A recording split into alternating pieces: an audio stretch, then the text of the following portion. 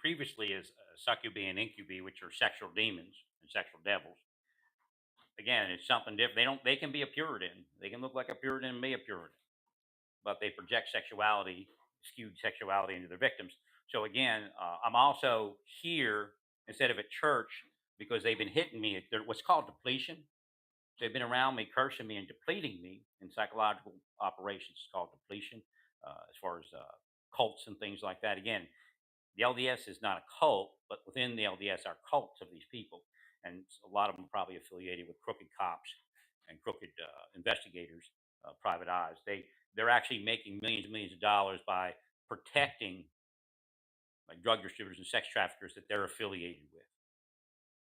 And then, of course, they use it for racketeering. Because if they come in and they start doing a sex investigation, a lot of people, some people have offended, but a lot of people that haven't offended don't even want to be have that onus put on them. Right? So they'll do what they say. So it's a form of racketeering. That's how far the planet is fallen. Our sex investigators are part of organized crime and racketeering, and they use that as an extortion mechanism. Those investigations. That's why you like the Gilgo Beach guy. He wasn't arrested. Why? They were using it to extort people. Somebody knew who did it early on, and he may have paid money. Again, they're not going to reveal to you if they find a lot of cops will cover for it because they don't want to deal with it in their own life. So they may have found that the guy paid somebody cash money not to be fingered, but that time ran out when I don't think the chief was part of it. But I'm here because if I go to church, they'll probably put spells on me. You don't feel sexual necessarily while they're putting the spells on you. They've already tried to hit on me. They're not testing me. Believe me, that's the scam. So I go to church and they'll try to sexualize me in church. It's subtle. I mean, you might not see it. Remember, the devil is subtle. The devil is crafty, like the father Satan.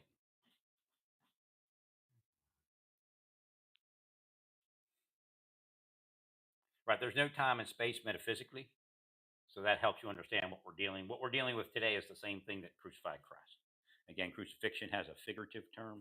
I looked it up online. I couldn't find the definitions. I probably could if I did deeper, but again, there's a figurative. The figurative there is to help you understand. Right? There is crucifixion behavior, not simply just the act of crucifixion. So they're engaged in crucifixion behavior. That could be psychological, it could be physical, that could be spiritual, and all of the above. But again, they could do that, and then somebody goes crazy and shoots their family and themselves. Those people, a lot of those people are crucified by these community members I'm speaking about.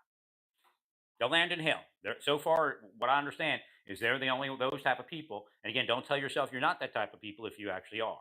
Don't be willfully ignorant. Those are the only people that are going to go to hell at this point. Because see, it's a progression. If you look at the scriptures, it's always a progression. Being in the Old Testament, one of the examples I use is, and one of the examples God gave me, Hashem gave me, is that they sacrificed animals in the beginning of the Old Testament. By the end of the Old Testament, it was considered taboo. Right? Again, what we see, what we see in the scriptures about Judaism is Jerusalem Judaism. We don't see the other Judaism because they took over. And again, it's not pure Jerusalem. Again, I said that wrong. What we see is Herodian Judaism. They took over. Now, you saw yesterday when I posted about what they believe about. I didn't know his name was Bar Kosiba. I thought it was something else. I thought it was Bar Kokba or something like that. 'Cause that's what I thought I heard years ago when I learned his name.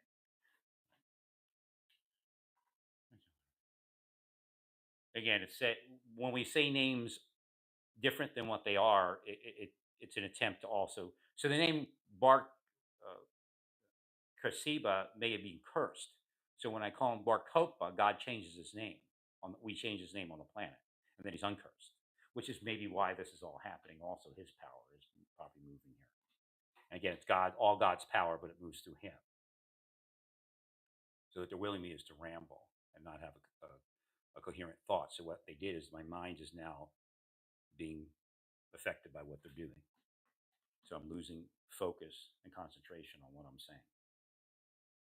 casting spells right now. So if I had went to church today, I would have been sexualized somehow. I don't need to go to church.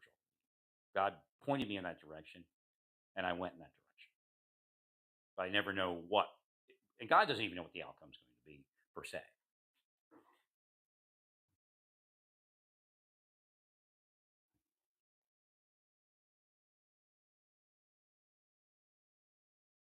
So down what they're doing, and this is why you can't see what I'm trying to down right now is what blinds your mind from seeing the flood before it came, because you don't even see science to know that it was coming. Again, there was a lot in my prayers that was protecting the world from that happening, and again, it did. There are more people that would have had that happen.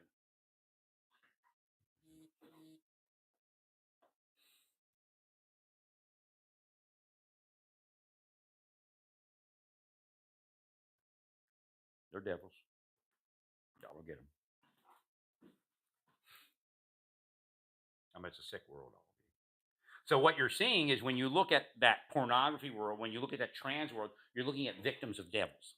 Now, some of them may be devils themselves because the devils are in every segment of society, but they're not all devils. So in the background, there is that anti-seed operating, stealing the seed from the people and keeping it themselves. So this morning, it was only once, but once was enough. I was able to read it. They came up as, I don't know, President Nelson or somebody. I knew it wasn't real. So when I went to a certain maybe page online, which I think it was, I was looking at President Nelson. And then when I was finished, they tried to come up in my mind as President Nelson and say their stuff, but I knew it was Satan and their devils.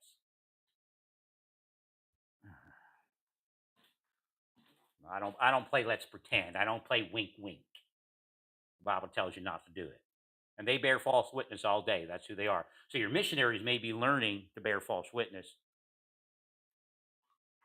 to accept things they shouldn't accept. So again, Nelson's message is on point and on time.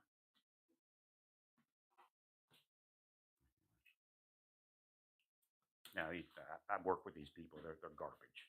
And then, of course, they tried to kill me. And no, I'm not paranoid. They are paranoid of going to prison and getting the death